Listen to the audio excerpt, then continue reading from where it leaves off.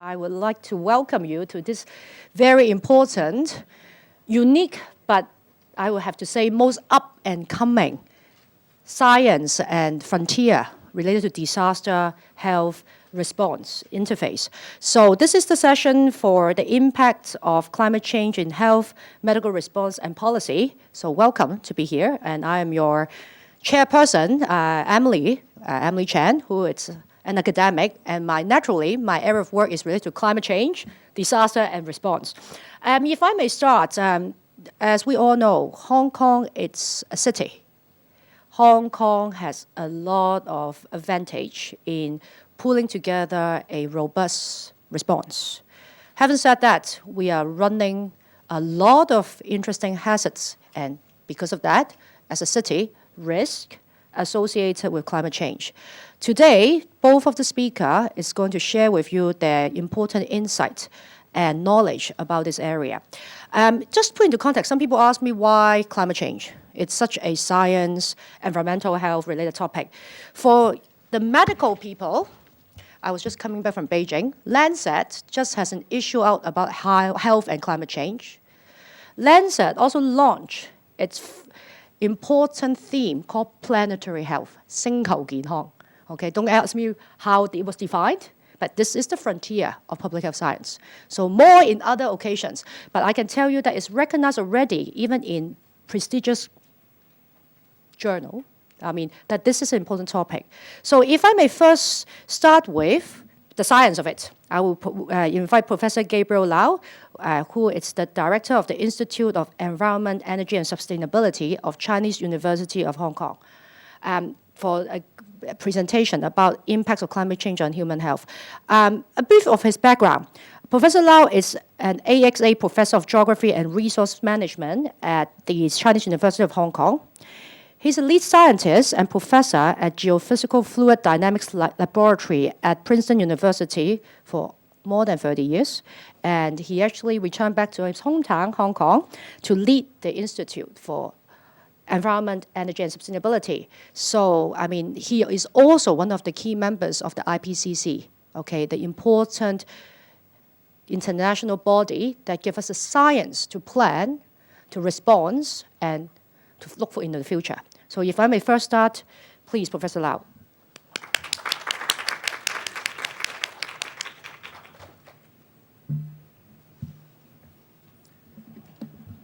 Good morning, everyone.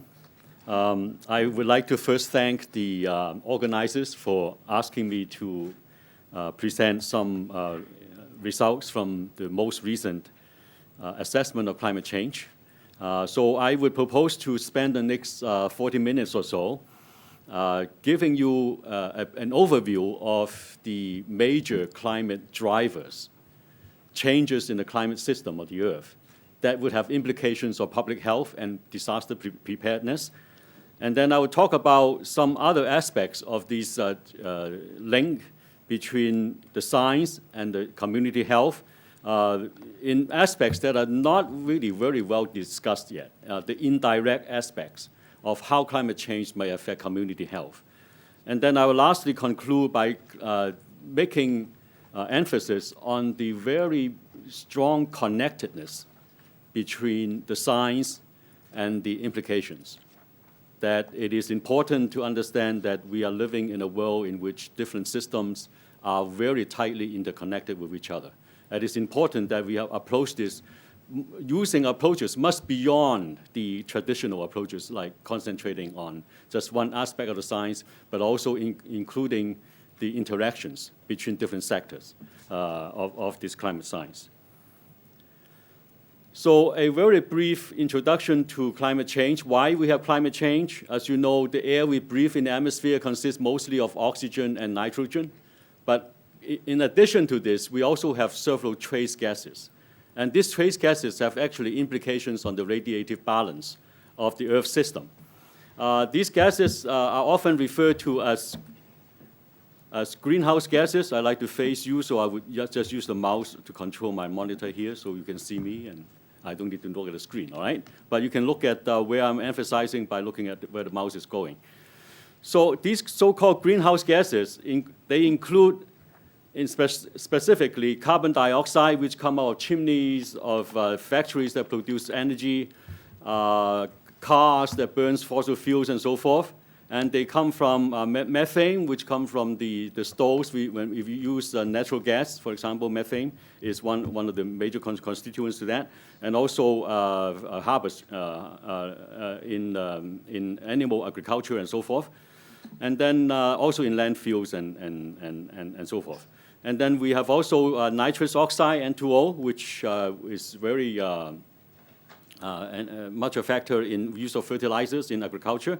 And then freons, spray cans in old days, if you use spray cans to make your hair pretty and so forth, they emit as a form of chemical called chlorofluorocarbons, which actually serve as a greenhouse gas.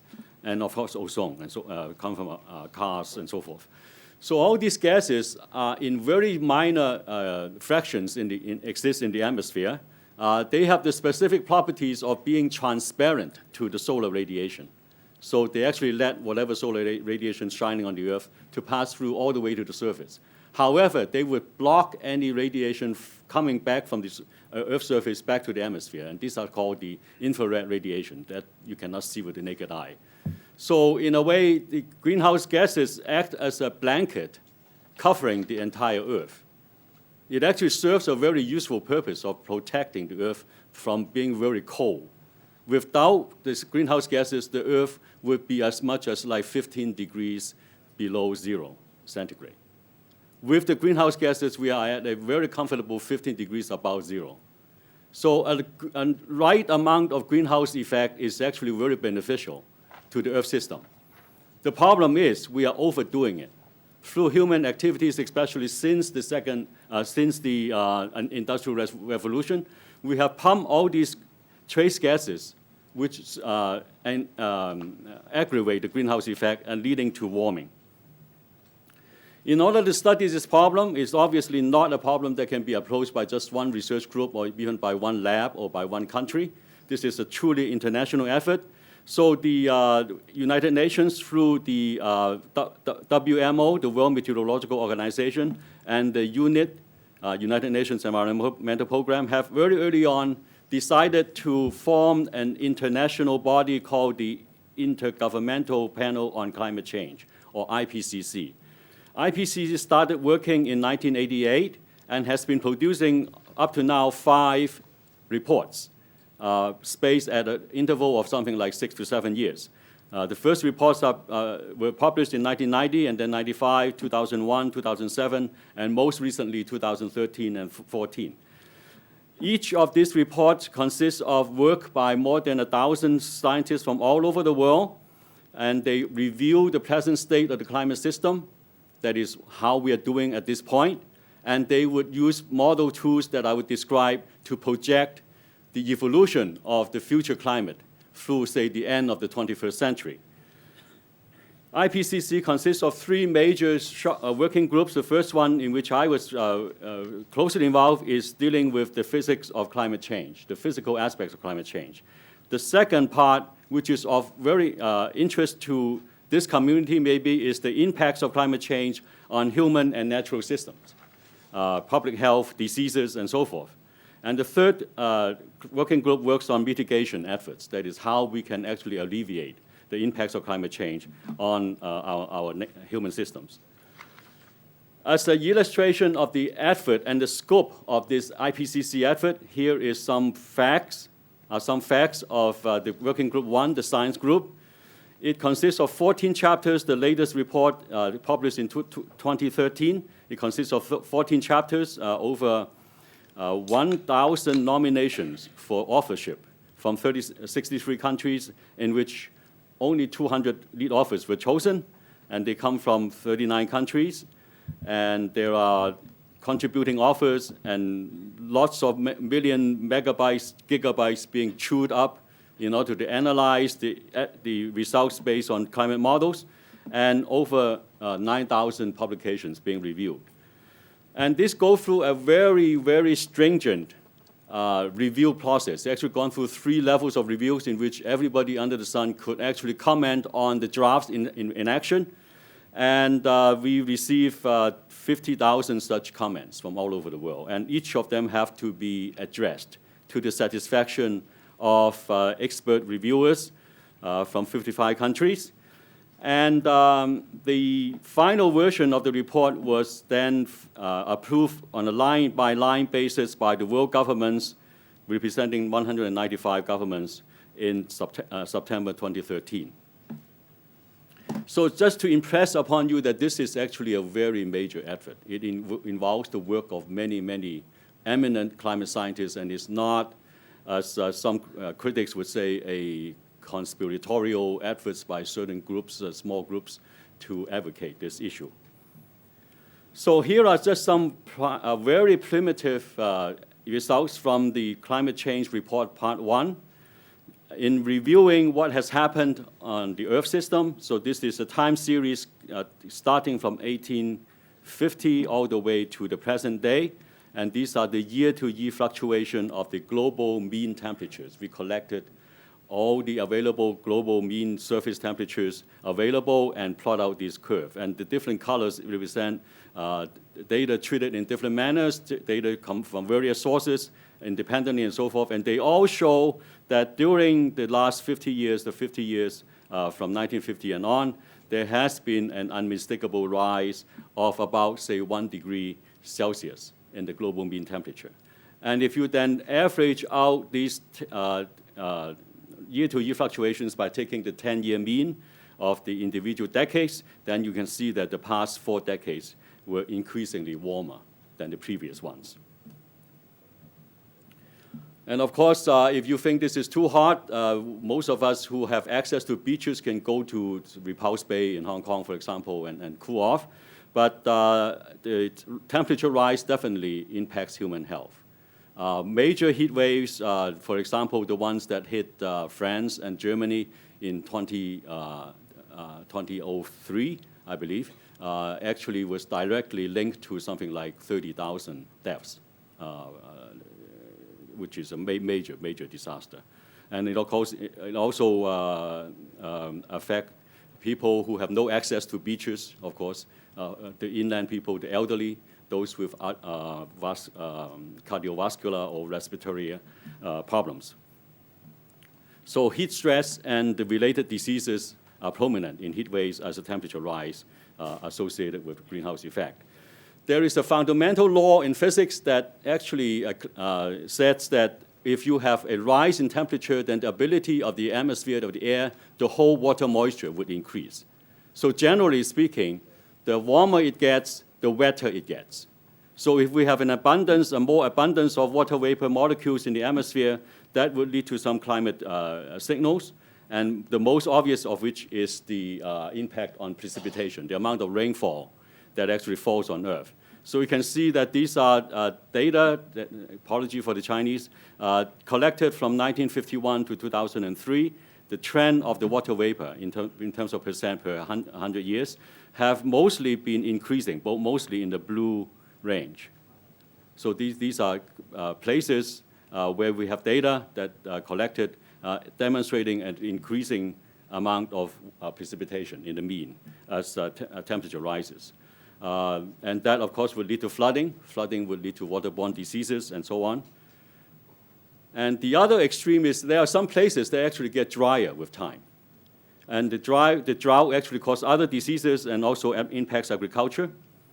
And the dryness also causes forest fires. As you can hear from the news in California, for example, we are now having more and more severe forest fires every summer now. And for those that's closer to Hong Kong, if you look at Singapore, Singapore was obsessed with the amount of haze that has occurred in the last month and so. And most of this is traced to forest fires lit up by human beings in Indonesia. And if you happen to be downstream of that forest, the source of this smoke, then you experience haze. The reason being that every year around this time of this season of year, Indonesian agriculture is that they burn up part of the forest to clear up land for agriculture for the next year. And the assurance they have is that it always rains after they lit up the fires. But in this year, for example, El Nino is in action. El Nino actually lead to downward air currents over the Indonesian sector, and that in turn would actually delay the rainy season, causing more fires. As the world warms, there are two effects on the ocean. One is the amount of melt of snow over land would drain more water into the ocean. So you get a stronger source of water draining into the ocean as a basin. And also, a very basic fact of physics, again, is that if things get warmer, they expand. So fluid, ocean water, is one of these substances that actually expand with increasing temperatures. So the estimate from the late 1800s to the present is that the ocean level on the global average basis has increased by an amount of something like 200, 250 millimeters. So these are all observations. As a result of the sea level rise, most of the areas that are very close to sea level would be susceptible. And it turns out that through the development of human civilization, most of our developments were near river deltas, because that's very close to navigation routes and drainage and irrigation and so on. So there is potential flooding then of major river deltas of the world. And these are some of them listed here. The ones that with a big red circle indicate there is an extreme risk of flooding due to climate change. And this include the Nile, the Ganges, and the Brahmaputra, the Mekong, and the smaller impacts on the Yangtze River, the Zhujiang River, the Pearl River Delta River, which we are very close to, would be under high or extreme risk. So as a case study then, let us look at the Pearl River Delta. So this is a satellite picture of the Pearl River Delta with the Pearl River upstream draining into the delta area here. Hong Kong is located right here. Okay, we don't see Aberdeen, but Aberdeen is just below this area. So this is a satellite shot of the delta. Okay, the Guangzhou is located right here, and Shenzhen, the town just north of us, is located right here. And then there are a lot of developments that I will show you that have occurred during the past couple of decades. So this is the land use map in the Pearl River Delta. This is more or less the same map, but now having a shot of the entire Hong Kong area over here. Lantau Island is over here. You've landed on the airport is located right over here. And we are located right on the south of the end of the Hong Kong Island and so forth. So the red areas indicate it's a very highly developed area, very strong infrastructure, a lot of investment being put. And you can see Shenzhen just to the north of us, and Dongguan just to the north of that, and then Guangzhou over here, and then Zhuhai, Zhongshan, and Macau, and so forth over here. So this area around the Delta area is highly developed. A lot of investment being built, being capitalized over there. And this is the, if you will, the coastline, the boundary between land and ocean in present day. And you can see that the border is the line, the difference between the very blue area is land, and then the light blue areas is ocean. So this is how it is now. And then some of the higher mountains are in this greenest area and so on. And if we could just make a thought experiment of an attack by a typhoon, and there are many attacks by typhoons in the Hong Kong territory, which would lead to a surge of, say, 3 meters. This is how the map would look like if you have a 3-meter storm surge. And I would just, so the map on the left-hand side remain unchanged, but the right-hand side would change between a 3-meter flooding like we have here and the current situation. So I just toggle through this several times. And you can see that a lot of the flooding would be damaging a lot of the built-up areas around the delta. Okay? And a 3-meter storm surge is not unthinkable. If you look at past history, one of the strongest typhoons in recent memory, Typhoon Vanda in 1962, has a storm surge of something like 3.5 meters. Vanda, yeah. in 1962, September 1st. So if we get a direct hit of a super typhoon of that intensity, a lot of the infrastructure in the Pearl River Delta would be affected. So in summary, then, I would just like to conclude by claiming that under climate change, we would have some of these major climate indicators being affected. First of all is temperature. There will be temperature over the oceans, temperature in the free atmosphere over the surface, temperature over land, and temperature in the deep ocean. All these will rise as a result of the climate change. As a result of the climate change, the warming will lead to melting of glaciers and snow cover over land, which would drain into the oceans, and that will lead to sea level rise, coupled with expansion of ocean water. In addition to that, the increased water vapor content, the increased humidity of the atmosphere due to climate change would lead to more rain in many places, less rain in some places, and that would actually perturb many human activities. And then in higher latitudes, the melting of sea ice, such as that over the Arctic Ocean, would lead to change of the landscape there tremendously. It's less of a concern for people living in Hong Kong, but for people who have to deal with polar bears and so on, that is a major impact. So all these have to do with greenhouse gases. The other aspect that I like to emphasize, which have very strong implications on climate change, is the impact of aerosols, particulate matter that are very small, particles that are sustained in the atmosphere because of their light weight. And these actually act as mirrors in the skies. They actually reflect light, sunlight, back to outer space. So they in turn has a cooling effect on the atmosphere, and that in turn would actually counteract part of the greenhouse gases. However, they also have very strong impacts on human health. As you know, we are monitoring the amount of particulate matter, or PM, regularly in major cities now, and the very strong episodes of air pollution due to both man-made and also due to, say, forest fires have strong implications on human health. So aerosols act as, first of all, like mirrors in the skies, but it also has some indirect effect on the cloudiness.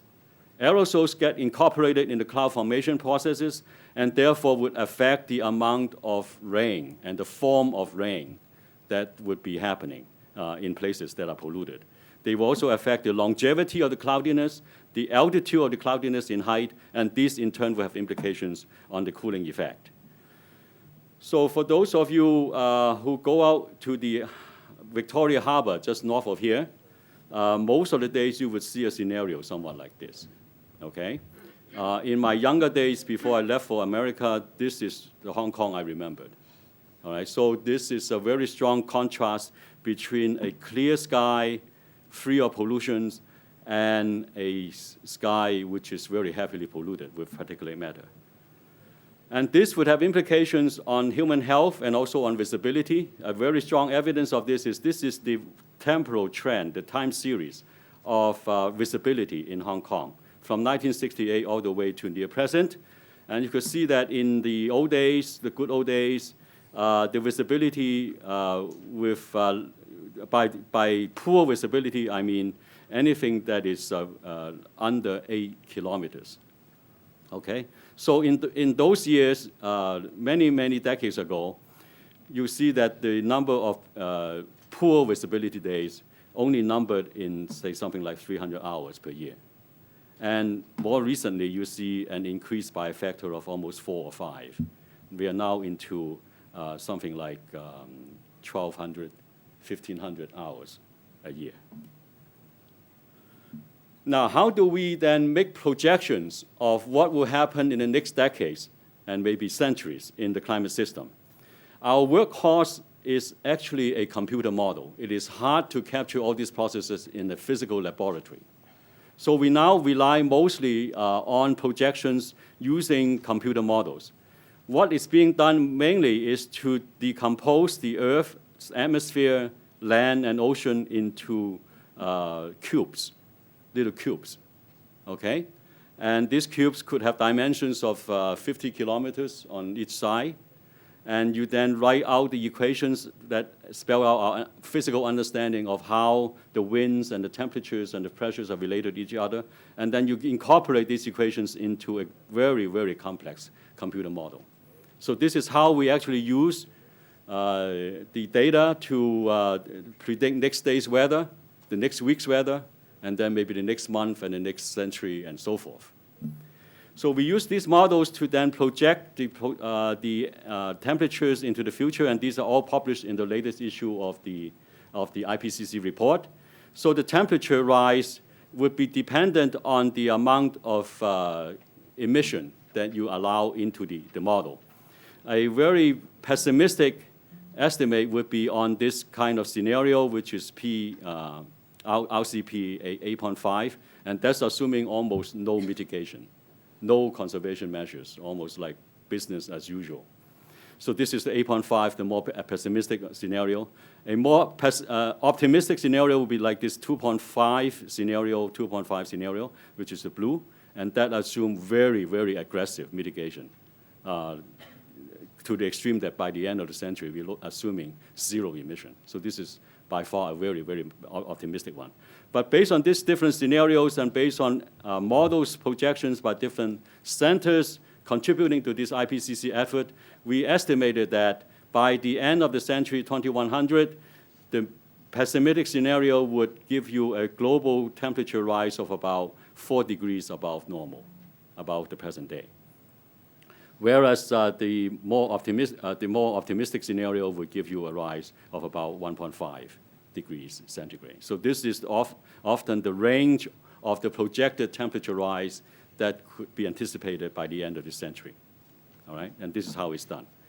And then the amount of sea ice would be affected, would be going on like this, and you can see that there is a precipitous drop in the sea ice over the Arctic, going to almost zero by the middle of the century. So in, say, 30 years' time, the entire Arctic Ocean would be open water. And then effects on the pH value, the acidity of the Earth, and so on. The estimated amount of sea level rise from the pessimistic scenario, the red one, and the blue one would be in the range of something like 0.5 meter to 0.75 meters above the present day level by the year 2100. In addition to all these estimates of the mean climate, I would like to first of all mention the fact that we don't live in a mean climate. We actually live in a climate in which the day-to-day fluctuation is pretty obvious. And therefore, it is important to actually look at the so-called extreme events. The extreme events are such that if you assume a normal curve like this, the probability distribution function of, say, temperature, and the present day would be this orange curve, and then the red would be this future curve. And you can see there is just a translational increase towards the warm part of the axis. That means that in the present day, whatever is the extreme, the record-breaking point, which is right over here, would be extended all the way over here, corresponding to this shift in the mean climate. And the probability of very warm events, for example, in this shaded region, would become more and more as the climate increases. So this is important because it is related to other extreme events such as typhoons and so forth. One of the most serious typhoons in recent memory is the Haiyan, which attacked the Philippines. You can see the outline of Mindanao Island and then Luzon Island over here. This is a typhoon that actually caused several thousand deaths. Okay, and the very occurrence of this and is anticipated changes in intensity and typhoon tracks and also frequency would actually mean a lot. Okay, these are the main typhoon tracks of the globe. And you can see that we actually living in a region, the South China Sea, the Western Pacific, is a region of very, very frequent occurrence of typhoons. And whether these typhoons in the future would take on a more northerly track, attacking Japan and Korea more, is an important illustration. This is an indication of the amount of costs that is charged to China due to meteorological disasters. And most of this is due to these extreme events. And you can see that during the last decade and a half, the amount of damages in terms of financial costs in 100 million RMB has increased considerably through time. So I'm seeing that there is a time constraint, so I have to go through the more important part of this talk, which is how the climate change actually affect health. And this is actually lifted out from part 2 of the IPCC report. The climate change that I've just mentioned in precipitation, in heat, in floods and storms, would, through many of these mediating factors, impact public health. And some of these are environmental in nature, depending on where you live, the surrounding climate, the vegetation and ground cover and so forth. But the more important aspects is actually the social infrastructure. That you have direct impacts such as floods and so forth, which will directly affect your well-being, but also some indirect factors, such as mediated through natural systems, the disease vectors, water and air pollution, and also indirectly through the impacts on food production, which in turn affects nutrition, mental stress, and so on. And the amount you can deal with these changes has to do with how much you're willing to put into adaptation measures and mitigation measures, and so forth. A few examples. This is actually a map of the colors indicate different countries with an anticipated proportional increase of population over 65. Okay, so you're looking at urbanized population that would be increasingly elderly. And the corresponding little charts with the box and whiskers indicate the anticipated incidence of return period of heat waves, okay, to which these elderlies are most affected. So the red one in each of these is the very pessimistic scenario of something like RCP 8.5, and the blue one is the anticipated from the RCP 2.5. So you can see that in most of these areas, especially in the developing countries, where we anticipate a very strong increase in proportional elderly population, also coincident with places where the anticipated number of heat waves would increase tremendously. So this is all changing from a present-day return period of something like 20 years. And they would be decreased, the return period would decrease to something like 1 or 2 years. There will be 1 or 2 years in some of these locations where there will be an occurrence of a heat wave. So elderly would be increasingly affected. Another very well-known measures of heat stress is actually this red bulb global temperature. And this is a map of that, of the world. So you are looking at red bulb temperature, which is a combination of temperature itself and also the amount of humidity. So in places where you see red is places of high risk. And the fact of the matter is the human body can only work at a certain capacity under a certain amount of temperature. So with different measures of the job exertion, if you're looking at a very physically very demanding job, then you can only perform at 100% human capacity if the temperature is 26 degrees or below. But if you're looking at a 2-degree rise in temperature, then most of the workers on that kind of job can only perform at half its capacity. So this is a very important kind of aspect of climate change, is the amount of I believe I started 10 minutes late, so I am asking for. So if you allow me to go on for 10 minutes longer. So then going to the aspect of the particulate matter. It is estimated that in China, the total premature death due to exposure to this particulate matter would be something like 450,000 per year. And this is done by a study in the Chinese university, and this is the corresponding geographical locations of where these premature deaths mostly occur. And you can see they are in some of the most industrialized and populated regions in China, in Sichuan, in Guangdong, in northeast China, and so forth. And then diseases are transmitted through various ways. Some of them is through carriers such as mosquitoes and ticks. And how do they actually affect, so this is from how do they actually affect different diseases. So this is the table taken out from part 2 of the IPCC report. Very well-known diseases such as malaria and dengue fever, and these are typical mosquito-borne diseases, and they actually affect millions of people already.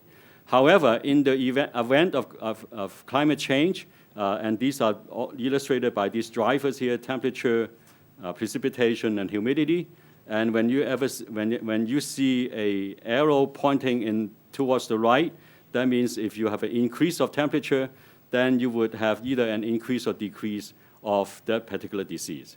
And you can see that many of these diseases are affected by environmental factors such as temperature, the amount of rain, and the humidity. And in most cases, an increase in temperature leads to an increased number of cases of these diseases. That include malaria, dengue fever, and then tick-borne encephalitis, Lyme disease, and so forth. And measures have been made to see if mitigation procedures can actually reduce the amount of disease occurrences. This is a case study done in Trinidad for dengue fever, and you can see that dengue fever occur typically during the rainy season of the year. And this is a control study of having some treatment pre-rain season, and that would lead to a decrease in the number of cases of dengue fever disease in Trinidad, compared with a control case in which there is no mitigation being done. So with this knowledge, hopefully some of these diseases could be treated pre-onset. And then another disease which I just learned by preparing for this talk, and it's just very challenging for me to pronounce the name. It's schistosomiasis. And it is a disease of the intestine and also urinary tract.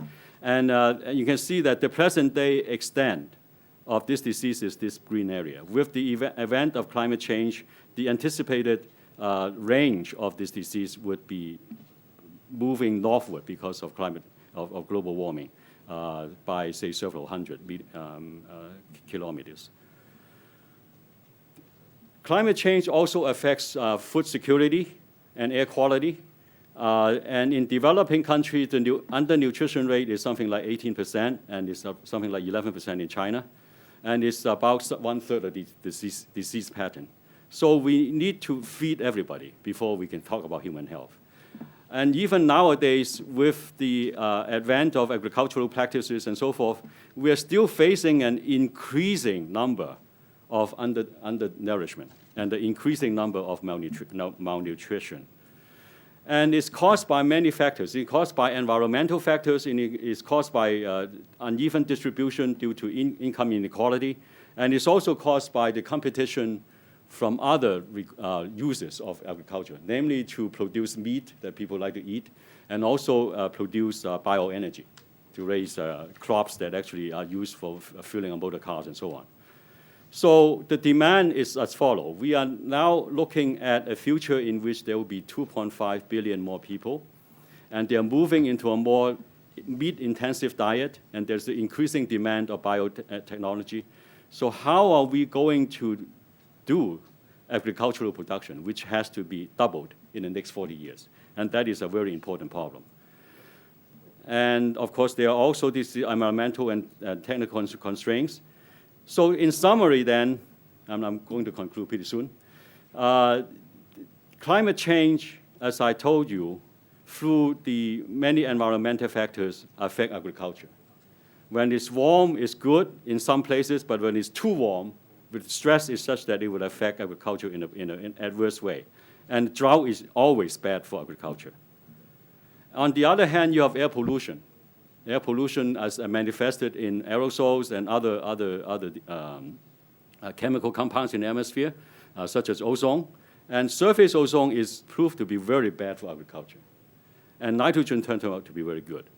And all these affect agriculture. And the climate change and air pollution actually affect each other. So we are looking at a very intricate root of interaction among these three components of the environment.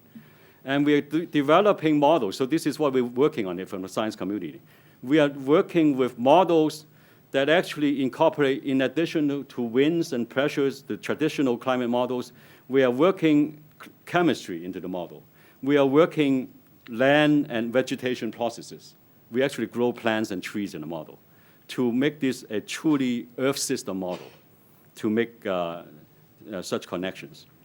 So in the chemistry part, for example, if we have chimneys from factories and power production plants that generate sulfur dioxide, nitrous oxide, nitrogen oxides, and so on in the atmosphere, some of it would get directly deposited in a dry manner on the vegetation, infecting the vegetation in a direct way. Some of them would get incorporated in the cloud processes, and that would get oxidated and fall on the vegetation in a liquid form and acidify the land surface, and that would also affect plant growth.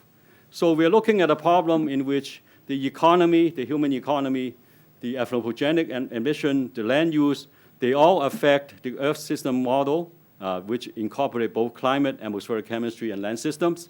And then they would produce products that would actually lead to projections of how the climate would change, how the air quality would change, and how food production would change. And that would lead to both direct health impacts I've just described, and also indirect health impacts through food production and malnutrition. And hopefully that would in turn drive government policies that would actually lead to us to adopt to the pollution, to regulate pollution, to adjust to climate change, and to sustainable farming. So this is my last slide. So the impacts of climate change on various sectors that I have just covered, including undernutrition, vector-borne diseases, and various things, okay? The angular width of these sectors indicate the magnitude of the problem. In the present day, if you have enough mitigation that is indicated by these dark brown sectors, you can actually minimize the impact on these different sectors. 20, 30 years from now, you would have this particular situation. You can still mitigate a lot of them, but some of them would be minimal. You have to live with, in a way. So, and that sector, according to different estimates, through the end of the century would expand. But still, it is better than the ones which is the full-blown impact without mitigation. Okay. All right, so I hope I have given you a brief overview of what we are doing in the areas of climate science and also its interconnectedness with various other disciplines such as human health, food production, and air quality. Thank you very much.